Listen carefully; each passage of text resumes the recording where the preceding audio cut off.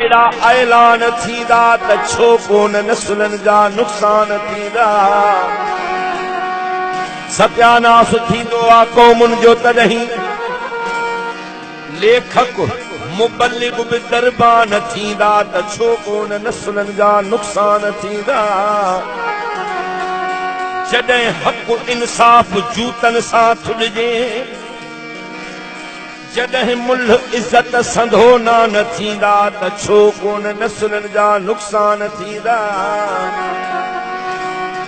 सॼो ॾींहुं घर में भञदे खटोला रुगो ख्वाब जा ॾींहं महिमान थींदा। रुगो ॾींहं जा ख्वाब महिमान थींदा त छो कोन नस्लनि जा नुक़सान थींदा।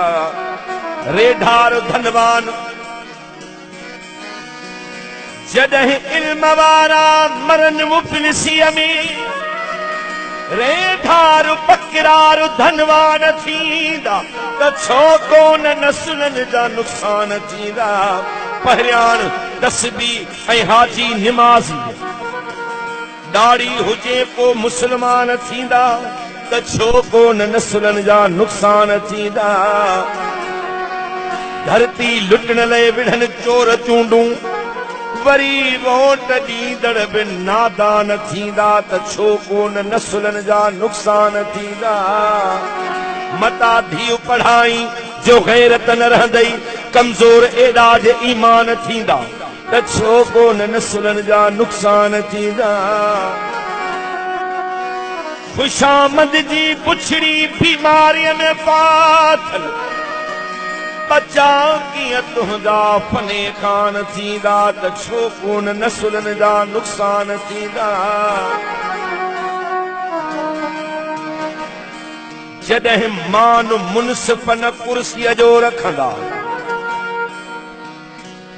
रिश्वत सिफारिश जा तूफ़ान थींदा त छो कोन नस्लनि जा नुक़सान थींदा।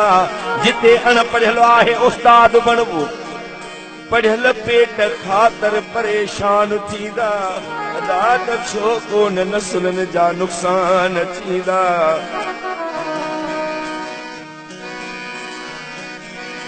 कई माठ थींदे मुनाफ़िक़ ड्रिबाई, तारीख़ में तो ते अरमान थींदा त छो कोन नस्लनि जा नुक़सान थींदा। वन पुटनि खे ॾिजनि छा मयारूं, पीउ माउ जे चए में अॼु औलाद न आहे। लखनि ऐं किरोड़नि में ठहनि मस्जिदूं पियूं, आवेले ते मिस्कीन इमदाद न आहे। उहा ई जारी दहशत, उहा ई दादागीरी, अदा तोड़े नाहे फिरऔन शद्दाद नाहे।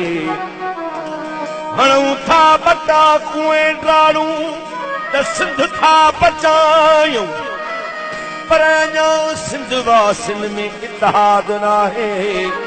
उहा ई जारी दहशत, उहा ई दादागीरी। अमीरनि जा नींगर पढ़नि पिया था इंग्लिश, ग़रीबनि जे ॿारनि लाइ उस्ताद नाहे। बेदादी नंगिरी ॾिसी कीअं न रोवां, जो ड्रिबाई आ शाइर को जल्लाद नाहे।